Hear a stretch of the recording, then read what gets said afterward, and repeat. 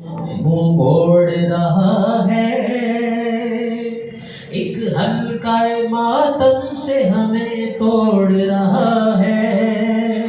دو طرح کے لوگ، ایک سجدہ خالق سے ہمیں موڑ رہا ہے، ایک ہلکا ماتم سے ہمیں توڑ رہا ہے۔ تم کچھ بھی کہو اصل میں غدار ہیں دونوں، قرآن والی علم کا معیار ہیں دونوں، قرآن والی علم کا معیار ہیں دونوں۔ اور مقتے کی عبادت، ایک کو دیے افکار تو ملا ایک کو ترنم، وہ میر حسن میر ہو یا میر تکلم، ایک کو ملے افکار ملا ایک کو ترنم، وہ میر حسن میر ہو یا میر تکلم، یہ میر رضی میر کے شاہکار ہیں دونوں، قرآن والی علم کا معیار ہیں دونوں، اللہ پیغمبر کے مددگار ہیں دونوں، قرآن والی علم کا معیار ہیں دونوں۔ برائے خوشنودی محمد والے محمد صلوات صلی اللہ محمد والے محمد۔ بس میں ملتمس ہوں اشہر محرم الحرام کی 8ویں عبادت سے خطاب فرمانے کے لیے حضرت علامہ عالی جناب مولانا اشرف علی منتظری صاحب سے تشریف لائیں اور مجلس سے خطاب فرمائیں۔ بعد از ختم مجلس سرکار شہنشاہ وفا عباس علمدار کا علم برآمد ہوگا، آپ سیاحت فرمائیں گے۔ برائے خوشنودی محمد والے محمد صلوات۔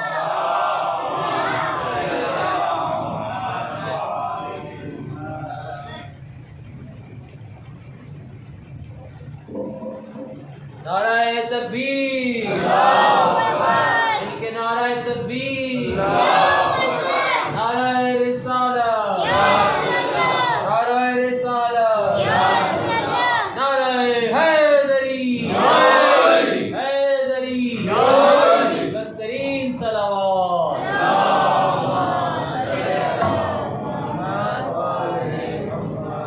ماشاء اللہ لا حول ولا قوة الا باللہ العلی العظیم۔ رب اشرح لي صدری ويسر لي امری واحلل عقدۃ من لسانی يفقهوا قولی۔ اعوذ باللہ السمیع العلیم من الشیطان اللعین الرجیم، بسم اللہ الرحمن الرحیم۔ الحمد للہ رب العالمین والعاقبۃ للمتقین والعاقبۃ اہل التقوى والیقین، ثم الصلاة والسلام علی الرسول المصدق المحمود الاحمد والمصطفى الامجد، مولانا مولا الثقلین جد الحسن والحسین، حبیب الہ العالمین ابی القاسم محمد۔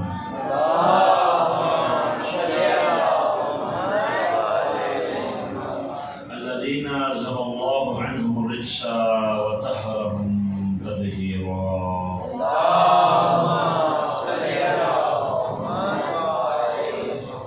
وعلى آله الطيبين الطاهرين المعصومين، واللعنة الدائمة على أعدائهم أجمعين إلى قيام يوم الدين۔ أما بعد، قال الله الحكيم في قرآن المجيد وفرقان الحميد، وهو أصدق القائلين وقوله الحق۔ بسم الله الرحمن الرحيم، وما أرسلناك إلا رحمة للعالمين۔ صلوات على محمد وعلى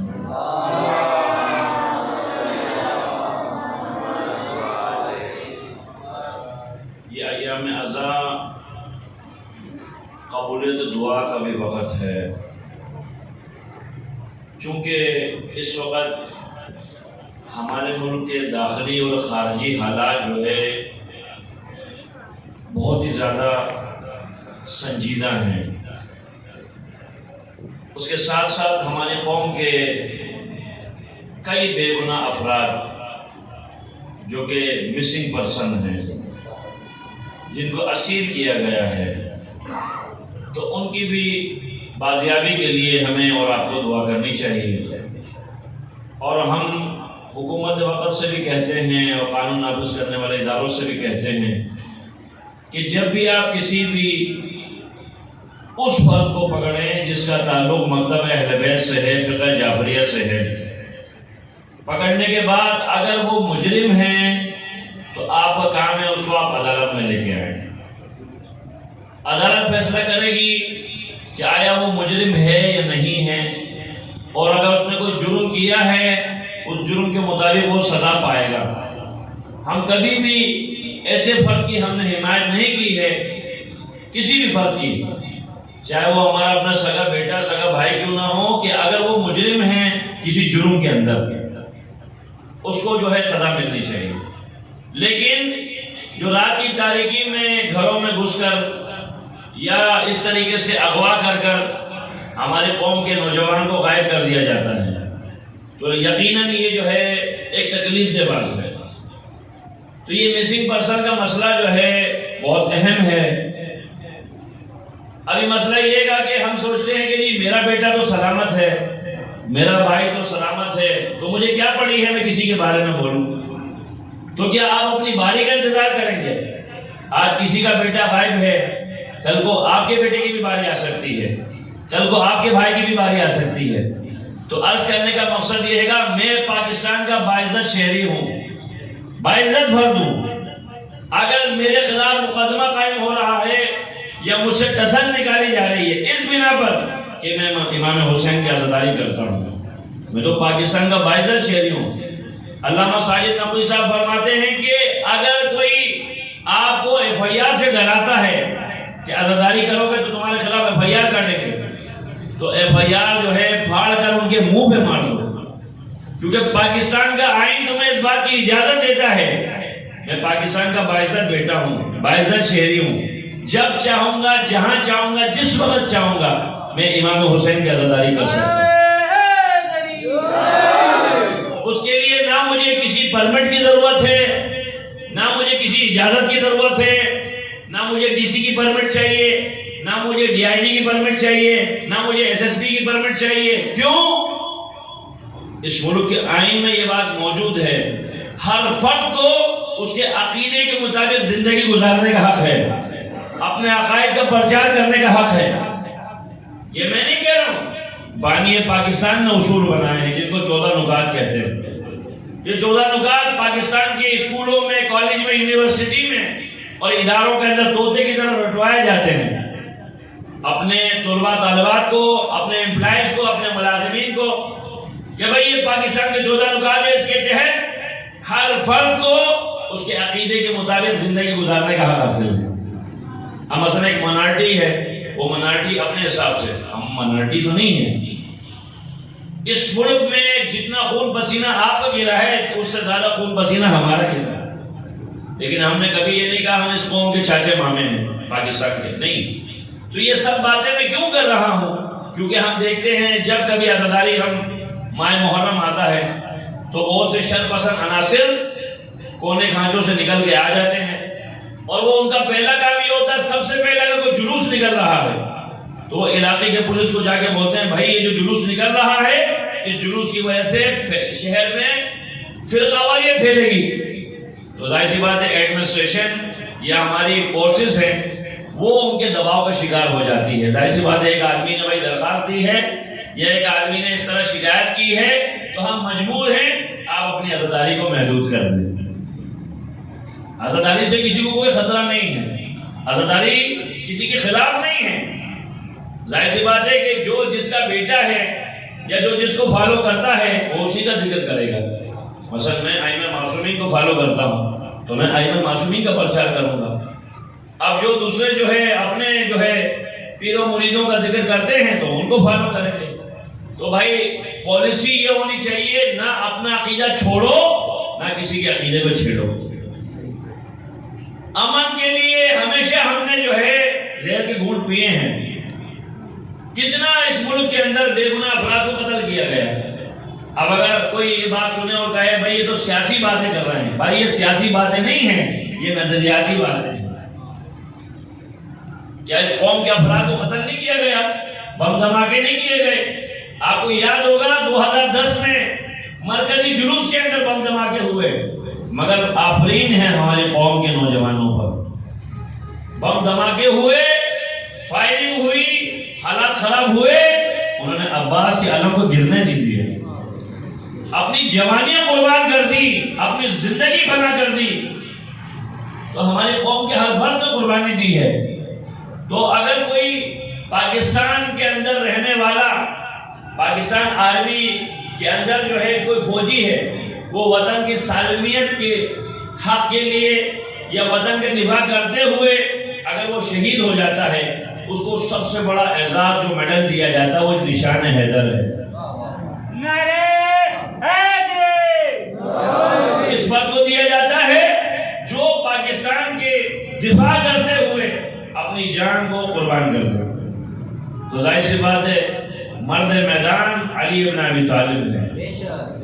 ہر میدان میں آج بھی جو ہے، اور جس وقت جو ہے جنرل ضیاء الحق جو ہے برسر اقتدار تھا، اس نے پاکستان آرمی کے اندر سے کوشش کری کہ نعرہ حیدری کو نکال دے، مگر ہر محاذ میں پاکستان آرمی آگے بڑھی ہے. ہندوستان کے خلاف ہو یا دہشت گردوں کے خلاف ہو، اس وقت تک کامیابی نہیں ملی ہے جب تک حیدر کرار کا نعرہ نہ لگایا. یعنی کیا تاثیر ہے؟ علی کے نام کا معنی ہے بلند. علی کے نام کا کیا معنی ہے؟ بلند. جس کو خدا بلند کرے اس کو کوئی کم نہیں کر سکتا. تو کہنے کا مقصد یہ ہے گا کہ کتنی کوشش کر لی ہے، لیکن جو بھی نام علی لیتا ہے وہ سرفراز ہوتا ہے، اور ایسا سرفراز ہوتا ہے سامنے والے اس کو نیچے دکھانا چاہتے ہیں، وہ خود نیچے ہو جاتے ہیں، مگر وہ سرفراز رہتا ہے. جب علی کے نام میں اتنی تاثیر ہے تو علی کے وجود میں کتنی تاثیر ہوگی. آپ دیکھیں نا، خدا کو توفیق دے آپ نجف اشرف جائیں مولا علی کے حرم میں. ایک صاحب سے کہنے لگے کہ میری خواہش ہے میں مولا علی مشکل کشا کے روزے پہ جا کر میں نعرہ حیدری لگاؤں. تو میں نے ان سے کہا کہ اگر خلوص سے اپنے امام بارگاہ میں بھی نعرہ حیدری لگاؤ گے تو مولا کائنات سنیں گے. کیا مطلب ہے؟ کیا عظمت ہے علی ابن ابی طالب علیہ السلام کی. اللہ کے نبی فرماتے ہیں علی مع الحق والحق مع علی. علی حق کے ساتھ ہے، حق علی کے ساتھ ہے.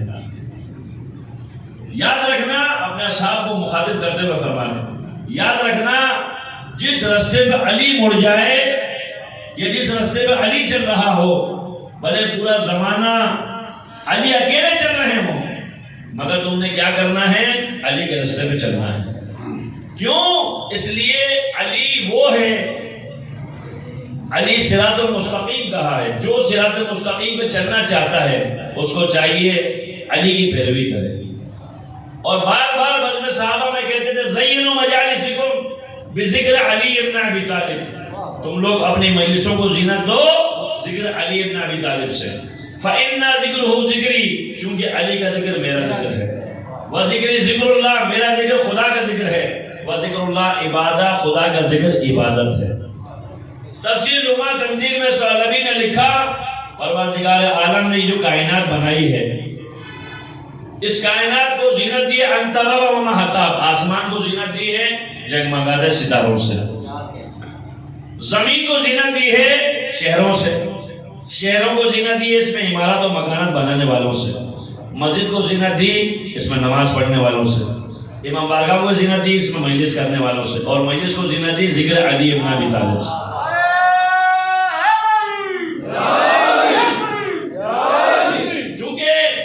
مولا کائنات کا یہ اعجاز ہے، آپ نے کبھی بھی کسی جنگ میں بھاگتے کا پیچھا نہیں کیا.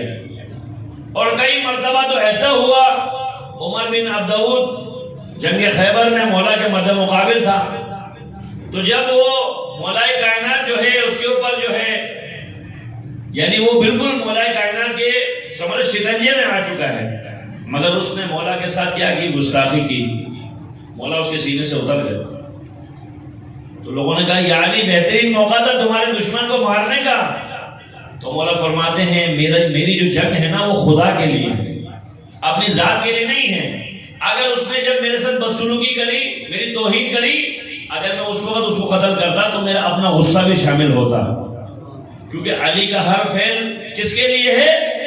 قصد خدا کے لیے ہے، خوشنودی خدا کے لیے ہے، اپنے ذاتی فعل نہیں ہے۔ اور میں نے کہا نا کہ مالک اشتر ایک جنگ کے اندر مولا کائنات سے کہہ رہے ہیں یا علی کمال ہو گیا، آج تو میں نے آپ سے زیادہ لوگ مارے ہیں۔ مولا کیا فرماتے ہیں؟ مالک اشتر تم نے اس کو مارا ہے جو تیرے سامنے آیا ہے۔ رب کعبہ کی قسم علی نے اس کو مارا جس کی 7 نسلوں میں کلمہ توحید پڑھنے والا نہیں ہے۔ یعنی یہ اعجاز ہے مولا کائنات کا۔ آج جو ہے میں سمجھتا ہوں نشان حیدر سے بڑھ کر جو میڈل ہے وہ ہمیں ملے گا، کس بنا پر کہ علی سے محبت ہونے کی وجہ سے کوئی مجھ سے دشمنی کرے، تو یہ میرے لیے اعزاز کی بات ہے۔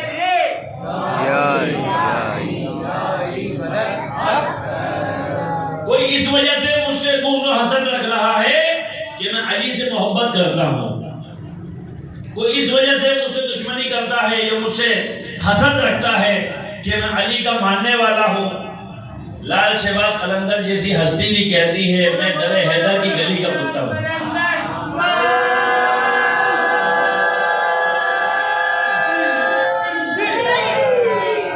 یعنی اندازہ کریں اولیاء کا جو سلسلہ ہے اس وقت تک کسی ولی کے سر پہ تاج ولایت نہیں جب تک وہ علی کی ولایت کا اقرار نہ کرے۔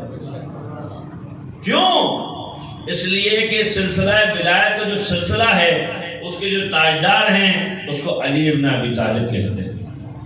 ہر ولی اس وقت تک ولی نہیں کہ جب تک وہ مولا کائنات اور ان کے فرزندوں کی ولایت کا اقرار نہ کرے۔ اور یقیناً مولا علی کا جو روزہ ہے آج بھی مرجع خلائق ہے، لوگ جاتے ہیں علی کے روزے کو چومتے ہیں، بوسہ دیتے ہیں، وہاں سے شفا بھی پاتے ہیں۔ اور شاعر نے کہا نا کسی را میسر نشد این سعادت بکعبہ ولادت بمسجد شہادت، کائنات میں کسی ہستی کو یہ مقام و منصب نہیں ملا ہے جو مولا علی علیہ السلام کو ملا ہے، کیونکہ خانہ کعبہ میں کسی کی ولادت نہیں ہوئی۔ مریم کون ہے؟ حضرت عیسیٰ کی والدہ ہے، بیت المقدس میں آ رہی ہیں درد ذیل کے قریب۔ تو کہنے والے نے کہا نا شاعر نے کہ مریم کو حکم تھا رہیں کعبے سے دور دور، دیوار شق ہوئی کعبے کی حیدر کے واسطے۔ دنیا کا دستور ہے جب کبھی کوئی دیوار گر رہی ہو تو دنیا پیچھے ہٹتی ہے، لوگ پیچھے ہٹتے ہیں۔ حیدر کرار کی ماں پیچھے نہیں ہٹ رہی، آگے بڑھ رہی ہے۔ دیوار کعبہ شق ہوئی ہے اور آپ اندر تشریف لے گئی ہیں، دیوار برابر ہو گئی۔ خدا توفیق دے آج بھی بیت اللہ میں وہ نشان باقی ہے، وہ دیوار شق ہوئی۔ حضرت ابن عباس کا بیان ہے ہم دین ابراہیم پہ تھے، ابھی دین محمد پہ ہم نہیں آئے تھے۔ ہم نے دیکھا ہماری بہو فاطمہ بنت اسد خانہ کعبہ کی دیوار 2 برابر تقسیم ہوئی ہے، حیدر کرار کی والدہ اندر تشریف لے گئی ہیں، دیوار برابر ہو گئی۔ اگر ہم میں سے کسی بھی فرد کی زوجہ کچھ دیر کے لیے گھر سے غائب ہو جائے، لاپتہ ہو جائے، ہمیں پریشان ہونا چاہیے۔ ابو طالب علیہ السلام اپنے گھر میں مطمئن بیٹھے ہوئے ہیں، جانتے ہیں میزبان رب ذوالجلال ہے، دعوت دینے والا کون ہے؟ رب ذوالجلال ہے۔ ایک مرتبہ یوم علی کا میلاد تھا تو ایک اہل سنت عالم دین جو ہے جشن مولا علی سے خطاب کرتے ہوئے کہہ رہے تھے کہ بھائی آپ کہتے ہیں کہ یہ بڑی سعادت ہے مولا علی علیہ السلام کی ولادت کعبے میں ہوئی۔ وہ فرماتے ہیں کہ اگر تھوڑی دیر گزرتی، اگر فاطمہ بنت اسد خانہ کعبہ نہیں جاتی، خانہ کعبہ خود چل کے آ جاتا ہے ابو طالب پر۔ یعنی یہ اعزاز و کریڈٹ کسی کو نہیں ہے، کسی ہستی کو نہیں ہے، کس کو ہے؟ حیدر کرار۔ اور اکثر صحابہ کرام جو ہے وہ جب کسی مشکل میں آتے تھے، خلیفہ دوئم کا دربار ہے، ایک یہودی کو لے کے آئے ان کے دربار میں، مقدمہ آیا صاحب یہ کلمہ نہیں پڑھتا ہے، کہا بھائی اس کی گردن کاٹ دو، قتل کر دو اس کو۔ تو جیسی جو ہے اس نے کہا ٹھیک ہے بھائی آپ لوگ مجھے یا کلمہ پڑھو تو میں قتل نہیں کریں گے، کہا میں کلمہ نہیں پڑھتا۔ تو کوئی آخری خواہش ہے تو بتاؤ، کہا میری آخری خواہش ہے مجھے پانی پلاؤ۔ ایک پیالے میں پانی لے کے آئے، پانی کا پیالہ ہاتھ میں ہے اور خلیفہ سے کہہ رہا ہے وعدہ کرو جب تک پانی نہ پیوں قتل نہیں کرو گے۔ بھائی کلمہ پڑھ لو جان بچ جائے گی. کہا نہیں کلمہ تو میں نہیں پڑھتا لیکن تم نے کہا نا اصل خواہش کیا ہے؟ میری خواہش ہے مجھے پانی پلاؤ. وعدہ کر رہا کرو میرے سامنے مجمع کو دربار کو گواہ بنا کے کہو جب تک میں پانی نہ پیوں مجھے قتل نہیں کرو گے. انہوں نے کہا ٹھیک ہے بھائی ہم مسلمان ہیں تجھے پانی پینے دیں گے. پورے دربار کو گواہ بنا رہا ہوں جب تک یہ یہودی کلمہ نہیں پڑھے یعنی پانی نہ پیے اس وقت اس کو قتل نہیں کیا جائے.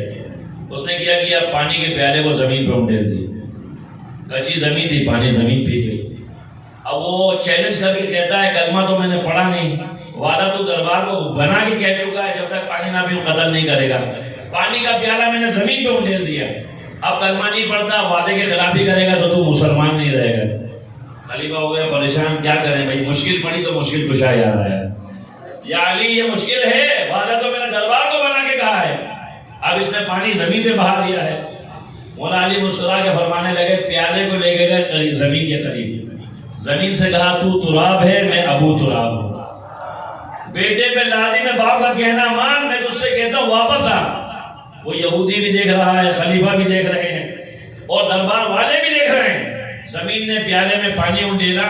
وہ یہودی چلا کے کہتا اشہد ان لا الہ الا اللہ وحدہ لا شریک لہ واشہد ان محمدا عبدہ ورسولہ وامیر المؤمنین علی بن ابی طالب وصی رسول اللہ وخلیفتہ بلا فصل. صلوات پڑھ محمد وعلی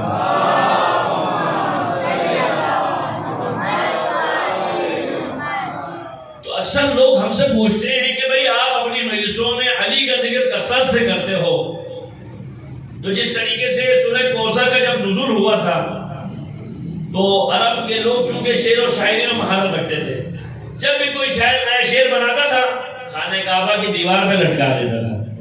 جب سورہ کوثر نازل ہوئی حکم خدا سے پیغمبر نے سورہ کوثر لکھوا کر بیت اللہ کی دیوار پہ لٹکا دیا خطبے میں لکھوا کر. اب وہ جو بھی آتا تھا اس کے وزن کے برابر سورہ کوثر کے وزن کے برابر کوئی شعر ہی نہیں بن رہا تو وہ کہتے تھے ما ھذا کلام البشر یہ بشر کا کلام نہیں ہے کیونکہ اس کے وزن کا شعر ہی نہیں بن رہا ہم سے. بڑے بڑے حالانکہ فصیح اللسان کہتے ہیں عرب والے اپنے آپ کو بڑے بڑے شعر کہتے تھے. تو کہنے لگے کہ بھائی فاتو بصورت من مثلہ تم اگر جو ہے قرآن کے مقابلے میں کسی ایک سورت کی مثل لے آؤ تو ہم مان جائیں گے. جب دنیا آج تک سورہ کوثر کا مقابلہ نہیں کر سکی تو ساقی کوثر کا مقابلہ کیا کرے گا.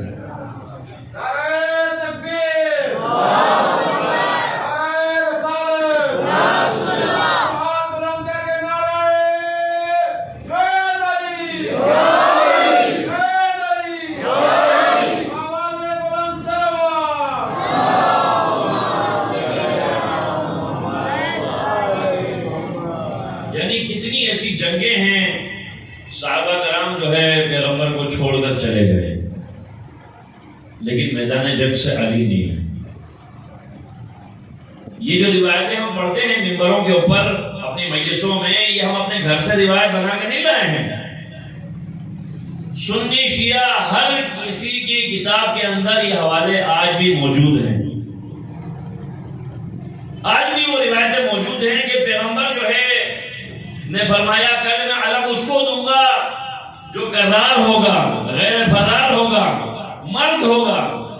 39 دن تک جنگ چلی ہے اور وہ تلواریں آج بھی کہتے ہیں ترکی کے میوزیم میں موجود ہیں. مثلا مولا علی کی تلوار اتنی بڑی ہے زیادہ آپ کی ایک جو ہے بازو کے برابر ہوگی. ایک بالش یعنی اتنی بڑی تلوار نہیں مولا علی کی مگر بڑی بڑی ہستیوں کی تلواریں اتنی بڑی ہیں جتنا انسان کا قد ہے کیونکہ وہ دور سے لڑتے تھے.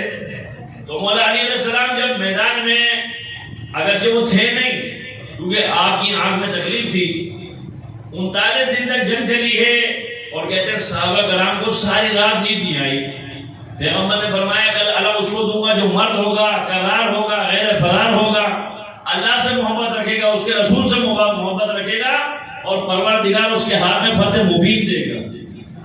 اب صحابہ کرام رات بھر جا کر غسل کر رہے ہیں کوئی خضاب لگا رہا ہے کوئی سرما لگا رہا ہے شاید یہ علم مجھے ملے مگر پیغمبر نے دائیں دیکھا بائیں دیکھا کہا علی کہاں ہے. کہا یا رسول اللہ علی کی تو آنکھ میں تکلیف ہے. باعجاز رسالت ماں علی علیہ السلام تشریف لائے اور علی کے ہاتھ میں علم دیا تو اس کے بعد پیغمبر نے فرمایا ضربت علی یوم الخندق افضل من عبادت الثقلین، یعنی خندق والے دن علی کی ضربت کا ایک بار پوری ثقلین کی عبادت سے بھاری ہے۔ اس وقت بھی آپ دیکھیں گے مولا کائنات نے مقابلہ کیا، اس طریقے سے مقابلہ کیا۔ اچھا کبھی بھی جناب سیدہ نے اپنے بابا سے شکوہ نہیں کیا، بابا آپ خود تاجدار رسالت مآب ہیں، آپ کا جو داماد علی ہے وہ میرا شوہر ہے، حسن حسین کا بابا ہے، خدا نہ کرے اگر علی کو کچھ ہو جائے تو آپ کی بیٹی کا کیا ہوگا؟ اگر کبھی کسی فورس کا کمانڈر ان چیف ہو اور اس کی جو ہے اس کا داماد بھی فورس کے اندر ہو تو وہ کوشش کرے گا کہ میدان جنگ میں اپنے بیٹے اپنے داماد کو نہ بھیجے تاکہ اس کے گھر کا سہاگ سلامت رہے۔ لیکن یہ پیغمبر ہیں، ہر جنگ میں پہلے صحابہ کو بھیجتے ہیں، جب صحابہ کرام کو کارنامہ نہیں انجام دے سکتے ہیں اس کے بعد علی کو بھیجتے ہیں۔ تو یہ فلسفہ پیغمبر کا کیا وجہ ہے؟ ہو سکتا ہے اس وجہ سے پیغمبر جو ہے علی کو آخر میں بھیجتے ہیں کہ اگر پہلے بھیجتے تو لوگ ڈینگیاں مارنا شروع کرتے، ارے بھائی ہمیں بھیج دیتے تو ہم یوں کر دیتے، ہمیں بھیجتے تو ہم میدان فتح کر دیتے۔ جب تمام صحابہ کرام جو ہے مطلوبہ نتائج نہ دے سکے اس وقت مولا علی کو میدان میں بھیجا اور مولا نے کارروائی نمایاں انجام دیے۔ تو پوچھنے والے نے پوچھا یا علی آپ کو ڈر نہیں لگتا؟ تو مولا نے فرمایا مجھے ڈر نہیں لگتا کیونکہ میرے محاذ جنگ جو ہے خدا کے لیے ہے۔ کس کے لیے؟ خدا کے لیے۔ اور کہا کہ یا علی آپ کہیں جاتے بھی نہیں ہیں، آپ کسی کا پیچھا بھی نہیں کرتے ہیں۔ تو مولا فرماتے ہیں جس کی موت لکھی ہوتی ہے وہ میرے سامنے آتا ہے واصل جہنم ہو جاتا ہے۔ یعنی یہ حیدر کرار کا رعب ہے، کیونکہ جو بھی علی کے پد مقابل آتا ہے اس کو علی کی تلوار 3 سمت میں نظر آتی ہے، ایک سامنے، ایک دائیں اور ایک بائیں۔ اب وہ سوچتا ہے کہ علی کی سامنے والی تلوار سے لڑوں، دائیں والی تلوار سے لڑوں، بائیں والی تلوار سے لڑوں، حالانکہ تلوار تو ایک ہے، مگر علی کا خوف اتنا ہے جسم پہ تاری بڑے بڑے سرماؤں کا پتا پانی ہو جاتا ہے جب سنتے ہیں نا میدان جنگ میں علی بھی موجود ہے۔ یعنی کتنی ایسی جنگیں آپ دیکھیں اسلام کی کہ جس کے اندر مثلا جنگ صفین ہی دیکھ لیں، جنگ صفین میں مولا علیہ السلام اپنے خیمے میں تشریف فرمائے، 3 ہستیاں میدان میں لڑ رہی ہیں، تلوار چلانے کا انداز بھی علی کی طرح ہے، لڑنے کا تیور بھی علی کی طرح ہے، اور بالکل ہر لحاظ سے تلوار چلا رہے ہیں بالکل کس کی طرح؟ مولا علی کی طرح۔ یعنی یہ پورے کا پورا لشکر چکرا کر گیا شام کے حاکم کا کہ بھئی کیا وجہ ہے؟ علی تو خیمے میں بیٹھے ہوئے ہیں، 3 ہستیاں لڑ رہی ہیں اور چہرے پہ نقاب ہے، پہچان بھی نہیں ہو رہی ہے کون ہے۔ جب چہرے سے نقاب ہٹایا دیکھا درمیان میں عباس تھے، دائیں بائیں حسن و حسین تھے۔ مولا علی نے عباس کو سینے سے لگایا اور کہا یہ میرا بیٹا ہے، ھذا قمر بنی ہاشم، یہ بنی ہاشم کا چاند ہے۔ حسن حسین کے لیے کہتے تھے حسن حسین کس کے بیٹے ہیں؟ یہ رسول کے بیٹے ہیں، لیکن عباس میرا بیٹا ہے۔ اور اس طریقے سے جب کبھی کہیں پر حضرت علی اکبر اور حضرت عباس جو ہے کہیں جاتے ہوئے نظر آتے تھے لوگوں کو، کیونکہ ماشاءاللہ قد کافی اونچا تھا حضرت عباس علمدار کا۔ اندازہ کیجئے کہ میں سابقہ چند سال قبل زیارتوں میں گیا تو وہاں ایکس آئی جی سندھ جو ہے، سندھ کا آئی جی سابق، وہ مجھ سے ذکر کر رہا تھا کہ میں کربلا میں امام حسین کی زری میں زیارت پڑھ رہا تھا۔ اس وقت میں نے دیکھا ایک 13-14 سال کا بچہ سندھی زبان میں امام حسین کے روزے کی جالی کو چومتے ہوئے کہہ رہا ہے مولا اپنے دربار میں تو بلایا ہے، اپنے نانا کے روزے میں مجھے کب بلاؤ گے؟ وہ کہتا ہے مجھ سے زیارت نہیں پڑی ہے، زیارت مجھ سے نہیں پڑی ہے۔ تو اس کے بعد میں نے اس بچے سے پوچھا اے بیٹا تم کس کے ساتھ آئے ہو؟ کہا میں دریا سندھ کے کنارے رہتا ہوں اور میں بکریاں چراتا ہوں۔ جب بکریاں پانی پیتی تھی نا دریا سندھ کا تو میں رویا کرتا تھا کربلا کے شہداء کی پیاس کو یاد کر کے۔ ایک دن میں رو رہا تھا تو میں نے دیکھا ایک گھوڑا سوار آ گیا اور مجھ سے کہنے لگے کہ جن کے لیے تم آنسو بہاتے ہو انہوں نے تمہیں کربلا بلایا، چلو میرے ساتھ۔ تو میں نے کہا آپ کا قد اتنا اونچا ہے آپ اپنا ہاتھ دیں، میں آپ کے ہاتھ کے سہارے گھوڑے پہ بیٹھ جاؤں۔ کہا میرے ہاتھ تو کربلا میں شہید ہو گئے ہیں، لیکن اگر تو جانا چاہتا ہے تو ایسا کر، اپنی آنکھ بند کر، میں تجھے کربلا پہنچا دوں گا۔ وہ کہتے ہیں کربلا کی زیارت کے بعد جب میں واپس آیا تو میں اس گاؤں میں پہنچا جہاں وہ بچہ رہتا تھا۔ میں اس گاؤں میں پہنچا، اس کے باپ سے میں نے پوچھا فلاں دن فلاں تاریخ فلاں ٹائم تمہارا بیٹا کہاں تھا؟ وہ کہنے لگا اپنے گھر میں تھا۔ کہا تم جھوٹ بول رہے ہو، میں نے خود اپنی آنکھوں سے دیکھا، یہ کربلا میں زیارت کر رہا تھا۔ وہ کہنے لگے سائیں اس کا تو پاسپورٹ نہیں بنا ہوا ہے، شناختی کارڈ نہیں بنا ہوا، یہ کربلا کیسے جا سکتا ہے؟ جو بھی کربلا جاتا ہے اس نے زیارت حضرت عباس دیتے ہیں۔ میں اکثر یہ تبرکاً کہا کرتا ہوں، اگر کوئی کربلا جانا چاہتا ہے اور وہ یہ کہتا ہے میرے پاس پیسہ نہیں ہے، سرمایہ نہیں ہے، حضرت عباس علمدار کو 2 رکعت نماز ہدیہ کرے، حضرت عباس کو واسطہ دے، یا حضرت ابوالفضل عباس علمدار آپ باب الحوائج ہیں، آپ مجھے کربلا پہنچا دیں، میں آپ سے وعدہ کرتا ہوں امام حسین کی زری میں کھڑے ہو کر آپ کے نام پہ زیارت پڑھوں گا۔ آپ دیکھیں کہ آپ کو اس میں زیارت کیسے ملتی ہے۔ عاشور کی شب جو ہے، اچھا حضرت عباس علمدار جب مدینے سے چلے ہیں نا، حضرت ام البنین جو ہے عباس کو لے کر قبر رسول پہ گئی ہے۔ ایک ہاتھ عباس کا قبر رسول پر رکھا ہے، ایک ہاتھ اپنے سر پر رکھا ہے، اور کہا عباس بتا تیرے ایک ہاتھ کہاں ہے؟ کہاں قبر رسول پر۔ عباس تیرا دوسرا ہاتھ کہاں ہے؟ کہ آپ جیسی عظیم المرتبت ماں کے سر پر۔ عباس وعدہ کر جب تک تیرے بازو سلامت ہیں زینب ام کلثوم کی چادروں پہ آنچ نہیں آئے گی۔ عباس وعدہ کرتے ہیں اماں میں وعدہ کرتا ہوں جب تک میرے بازو سلامت ہیں زینب ام کلثوم کی چادر پہ آنچ نہیں آئے گی۔ اور شب عاشور عباس نے سنا کہ خیمے میں ایک بیوی گریا کر رہی ہے۔ جب اجازت دے کے خیمے میں داخل ہوئے نا، حضرت ام کلثوم کا خیمہ تھا، حضرت ام کلثوم گریا کرتی ہیں کاش میرا بھی کوئی بیٹا ہوتا، میں اپنے بھائی حسین پر قربان کرتی۔ تو عباس مچل گئے، کہنے لگے آقا زادی غلام کے ہوتے ہوئے آپ گریا کر رہی ہیں، کل عاشور کے دن جو ہے عباس آپ کی طرف سے قربانی دے گا، آپ بے فکر رہیں۔ عباس اگر قربان ہوگا تو میں آپ کے نام پہ قربان ہوں گا، امام حسین کو آپ کی طرف سے قربانی دوں گا۔ اتنے میں سکینہ سوکھا ہوا مشکیزہ لے کے آ گئی۔ چچا جان 3 دن ہو گئے ہیں، خیمے میں پانی ختم ہو چکا ہے، بچے الادش کی صدائیں بلند کر رہے ہیں، پیاس سے گلا خشک ہو چکا ہے، چچا جان آپ ہمیں پانی جو ہے مہیا کر دیں۔ تو کہا سکینہ بابا سے اجازت دلوا دو، میں تم لوگوں کے لیے پانی لے کے آؤں گا۔ امام حسین نے تلوار لے لی ہے، کیونکہ 4 ہستیاں کربلا کے میدان میں لڑتی نا، ان کا منظر کچھ اور ہوتا۔ ان میں سے حضرت عباس ہیں، تلوار لے لی، نیزہ دے دیا، عباس تمہیں لڑنا نہیں ہے، تو میرے لشکر کا علم بردار ہے۔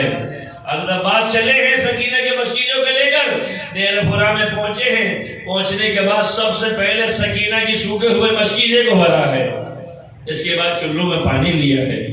غازی عباس علمدار نے جب چلو میں پانی لیا نا، خیموں میں جو بچے الادش پانی کہہ کر گریا کر رہے ہیں، ذہن میں جو ہے ان کی تصویر جو ہے نظروں میں گھوم گئی ہے۔ چلو سے پانی واپس نہر فرا پہ پھینکا ہے، اپنے بے زبان سے کہتے ہیں میرے بے زبان تو پانی پی۔ وہ بے زبان سواری کہتا ہے میرے آقا جب میرے مولا جب تو نے پانی نہ پیا تیرے غلام کی کیا مجال ہے پانی پیے۔ اس کے بعد عباس چاہتے ہیں یہ پانی چلے لے کے چلوں میں حسین کے خیمے میں، تاکہ سکینہ اور جتنے بھی بچے پیاسے ہیں وہ سیراب ہو جائیں۔